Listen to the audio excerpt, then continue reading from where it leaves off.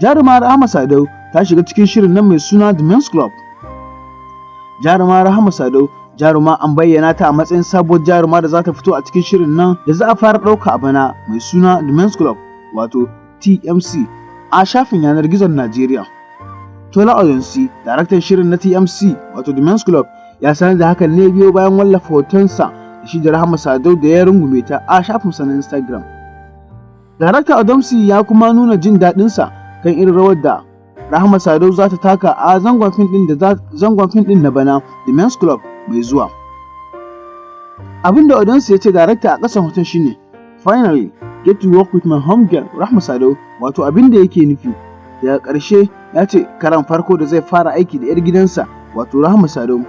Wannan shirin na The Men's Club wanda ake haskawa a shafin yanar gizo ya kunshi maza 4 da suke da alaka da abokan zamansu da kuma matsalolin da suke fuskanta a rayuwarsu ta yau da kullum. Mai sauraro kada ka manta da wani shine zuwan ka na farko wannan tashar tamu, na mana subscribe kana ka taba alamar kararrawa yadda da zarar mun daura sabbin shirye-shiryen mu ko bidiyon mu ko wani labarai za a sanar da kai. Mun gode.